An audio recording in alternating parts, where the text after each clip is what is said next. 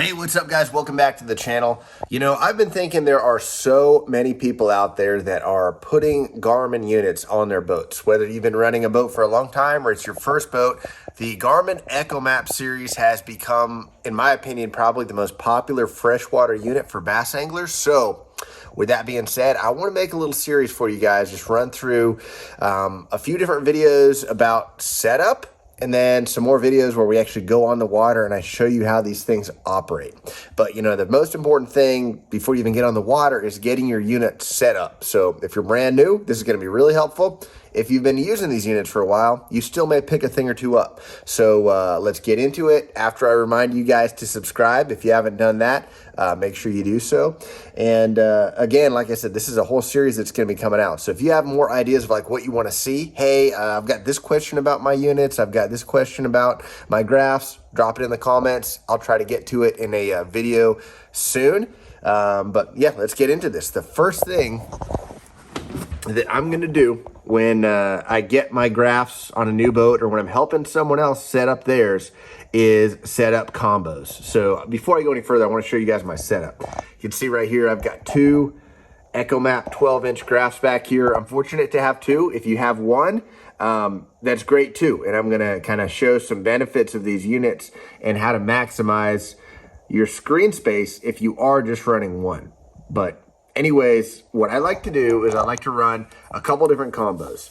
The first one is just this big map with a little strip of sonar. And on the right there, I'm gonna run a big thing of side view and then a small strip of clear view, which is essentially down view.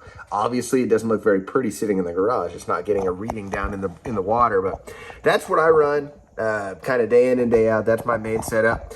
Now, if you've only got one unit, I want to show you guys a cool little trick. But let's get into the home screen here. Let's talk about how to make a combo.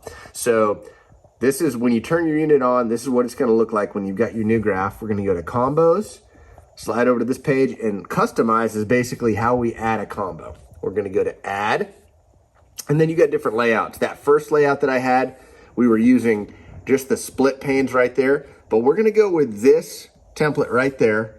And the reason for that is this top section, we can use the entire width of the screen with side view.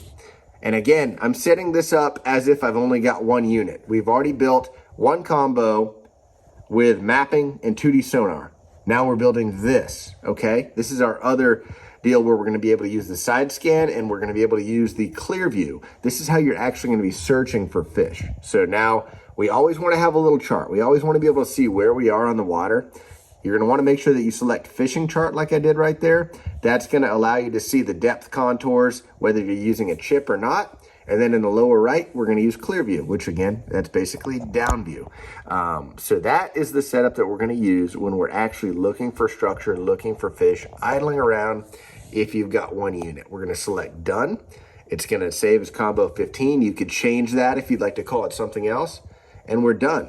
Now, over here to the right, you see these little numbered hotkeys. We're gonna save this as combo number 4. You can see it saved to shortcut key 4. It's like an old school radio station. You just hold that button down, it's gonna save it for you. So, assuming that you're a guy, this is the only unit you have on your boat, when you wanna run down the lake, moving real fast, you've got the big map and you've got your little strip of 2D sonar. Now you can see I've got on the lower left here, it tells you what transducer it's reading off of. That's a GT8 and it's a through the hull puck transducer. And the reason I like to run my sonar with that transducer is it allows me to read depth on plane. When I'm going down the lake, it actually shows the depth because you don't have any turbulence from the water running up against the transducer on the outside of the boat. It's built in, it's through hull, so I can run and see the depth and I can see the map depending on where I'm fishing. And then when I get off pad, press the button 4 there, and now we're ready to look at side view, look for whatever you're marking, brush piles, rocks, even fish, and then you're gonna be able to see the fish on the clear view. So it's a great way to handle your units if you've just got one back here. Running, looking around, back to running, real quick, real easy to switch back and forth. Now, if you're like me and you've got 2 units back here, I can essentially do all those features.